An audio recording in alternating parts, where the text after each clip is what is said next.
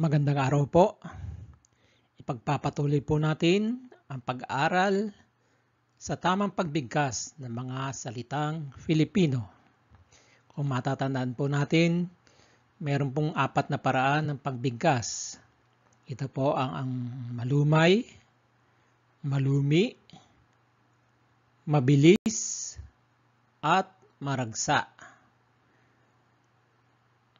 Ang mga halimbawa po ng mga salitang binibigkas ng malumay ay ang mga sumusunod: baboy, baka, bayawak, basa, butas, basag, buko. Ito naman po ang mga salitang binibigkas ng malumi: baga, bali, bawi, bata, balita, bisa, bati. At ang mga salitang binibigkas ng mabilis: bata, baka, bulag, batas, butas, basag, buko. Mga salitang binibigkas ng maragsa: butiki, bangka, bangko, buno, bungo, bunggo, at bangga.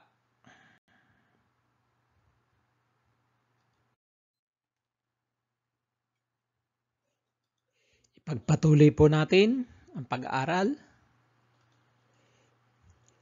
Sa malumay po: buhay, bangko, balasa, balakid, bakal, balak, bihasa. At ang malumi: binata, biyaya, bintana, baro, biro, kuta, kusa. Mabilis: buhay, barya, bara, balisa, bilis, bulok, bundok. Maragsa: bunso, bigo, kaliwa, kalamansi, kulo, kibo, daga.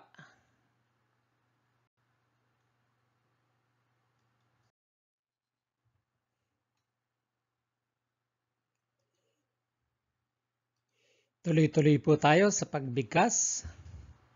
Sa malumay: kanan, kabag, kuha, kabayo, kuneho, kilay, dilat. Malumi: kuba, dila, datu, dako, daya, gala, gantimpala. Mabilis: kalabaw, kabag, kaban, kahon, kislap, kulog, kabit. Maragsa: dugo, dala, gala, gawa, gansa, guro, guho.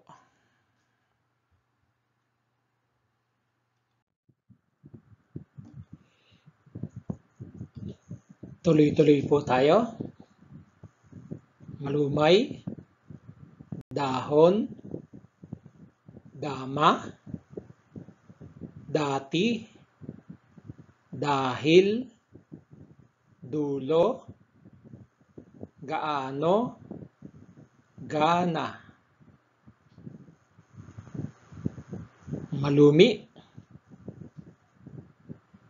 guho, guro, haba, haka, hanga, halo, hasa, mabilis, dinig, dama, dating, dilat, damo, dahilan, dala, at maragsa, ginto, giba, gitna, gunita, hapo, himala, at halo. Kung tinatanong niyo po ano ang pagkakaiba ng halo dito sa maragsa at halo dito sa malumi. Kapag malumi po ang pagkabigkas sa halo, ito po ay karaniwang kasalukuyan o present tense. Kapag maragsa naman po ang pagkabigkas, halo, yan po ay karaniwang tapos na o past tense. Ganoon din po sa hasa. Yun pong hinahasa pa lang, pang kasalukuyan, hasa. Pero kapag tapos na po, karaniwang binibigkas po yan ng maragsa o dapat po dito siya hasa o tapos ng hasain. Ganun po ang karaniwang pagbigkas sa Filipino. Kapag maragsa ay karaniwang tapos na po. Yan po muna at sundan pa po natin ang iba pang mga pagbigkas na ating pag-aaralan sa mga susunod.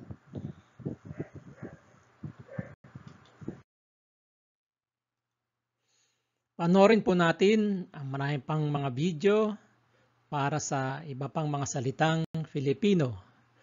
Dito sa Speak and Write Well, maaari po kayong mag-comment, mag-like, mag-share, o mag-subscribe. Maraming salamat po. Hanggang sa susunod po.